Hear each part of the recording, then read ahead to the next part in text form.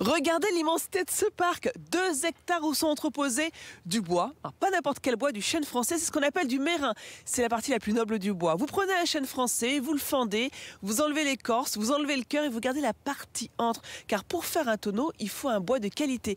Et ce bois, il va être stocké ici pendant 2 à 3 ans minimum. Alors justement, pour nous en parler, Vincent qui est directeur de cette tonnellerie.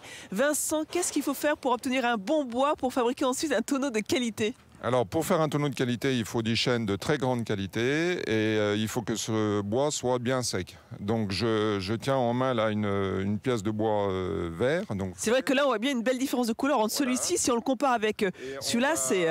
On va le laisser à l'extérieur pendant une durée de 2 à 3 ans, de manière à ce qu'il sèche. Donc, quand on dit sécher le bois, c'est qu'on va le laisser donc aux éléments naturels, donc la pluie, le brouillard, la neige, le vent, pour bien sécher le bois.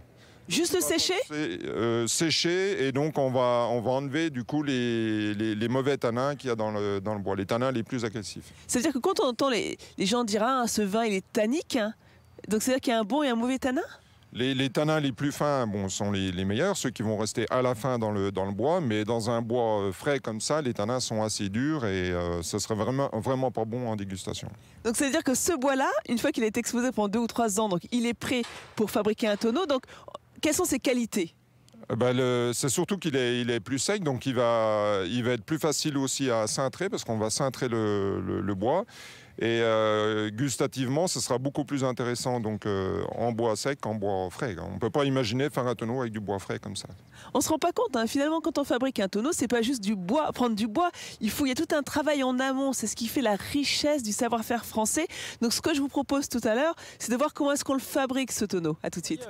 C'est ça Vincent, et je peux te dire que je prends un plaisir fou à vous présenter ce précieux savoir-faire.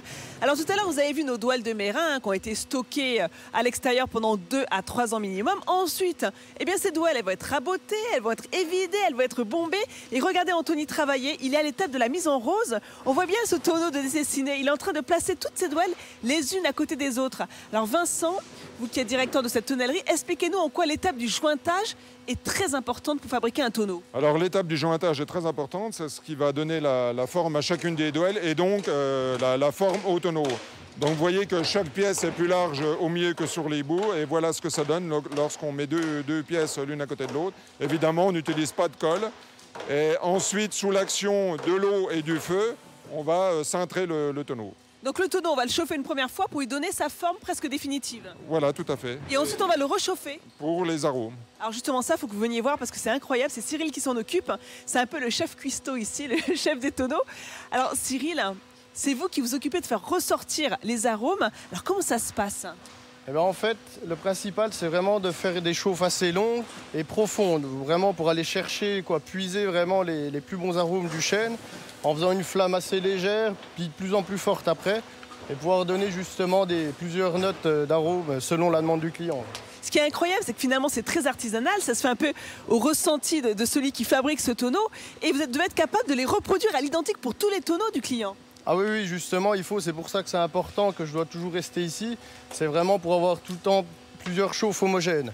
Donc on a plusieurs styles de chauffe, mais je reste là pour vraiment avoir le visuel, le toucher et vraiment la montée en température et vraiment que ce soit toujours pareil. C'est le seul qui s'en occupe ici. Hein. Ah, il n'y a que moi, oui. Quels sont les arômes qu'on peut faire ressortir? D'ailleurs là, ça sent un peu le pain grillé, je trouve. Ah oui, plus on va les brûler, plus on va sentir des notes grillées, amandes grillées, vanille, café.